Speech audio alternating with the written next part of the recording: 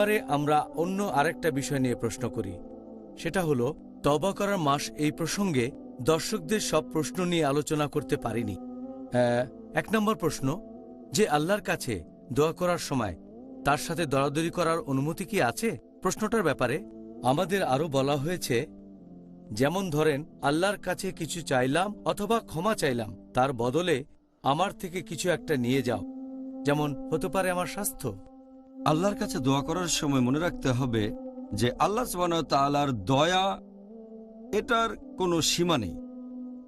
তার দয়া, তার করুণা, এগুলোকে আমরা সীমাবদ্ধ করতে পারি না, আমরা দরাদরি করতে পারি না। আমরা আল্লাহ সুবহানাহু ওয়া তাআলাকে এভাবে বলতে পারি না যে তাড়াতাড়ি শাস্তি দাও, অথবা বললেন এই জিনিসটা নিয়ে ওই জিনিসটা দাও, দরাদরির মতো। আমাদের বুঝতে হবে যে আল্লাহ সুবহানাহু ওয়া তাআলা পরম দয়ালু, পরম করুণাময়। আল্লাহ পবিত্র কোরআনে বলেছেন সূরা গাফির অধ্যায় নম্বর 40 আয়াত নম্বর 60, তোমরা আমাকে ডাকো, আমি তোমাদের ডাকে সাড়া দেব। আল্লাহ আরো বলেছেন সূরা নিসা অধ্যায় 4 আয়াত নম্বর 147 যে তোমাদের শাস্তিতে আল্লাহর কি কাজ, যদি তোমরা ঈমান আনো আর কৃতজ্ঞতা প্রকাশ করো। তার মানে দরাদরি করে কোনো লাভ নেই আল্লাহ সুবহানাহু ওয়া তাআলার সাথে। যেটা চান সেটার জন্য দোয়া করেন, লেনদেন করতে পারবেন না, কারণ তিনি পরম দয়ালু। এটা করলে ক্ষতি হবে আমাদেরই যদি এটা করি।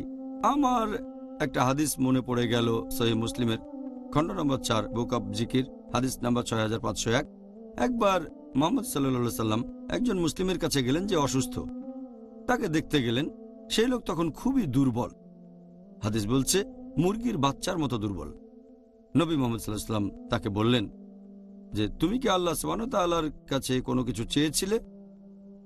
লোকটা বলল, হ্যাঁ, আমি আল্লাহ তাআলার কাছে দোয়া করেছি যে আমাকে তাড়াতাড়ি করে শাস্তি দাও, যে শাস্তিটা পেতাম আখিরাতে সেটা এই দুনিয়াতে দিয়ে দাও।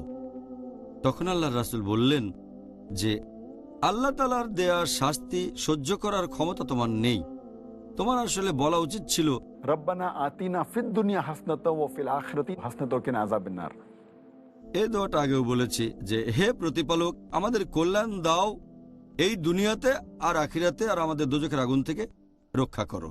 সূরা বাকারা অধ্যায় নম্বর 2 আয়াত নম্বর 201। তারপর নবী সাল্লাল্লাহু আলাইহি সাল্লাম তার জন্য দোয়া করলেন, এরপরে সেই লোক সুস্থ হয়ে উঠল। তাহলে আমাদেরকে এটা বুঝতে হবে যে আল্লাহ সুবহানাহু ওয়া তাআলার দয়া করুণার কোনো সীমা নেই। আমরা যে পাপই করি না কেন, অতীতে করা পাপগুলো যাই হোক না কেন, সবসময় আল্লাহ সুবহানাহু ওয়া তাআলার কাছে আমরা ক্ষমা চাইতে পারি, আর তিনি হলেন পরম দয়ালু, পরম করুণাময়। আল্লাহ তাআলার কাছে দোয়া করার সময় এই ব্যাপারটা খেয়াল রাখতে হবে।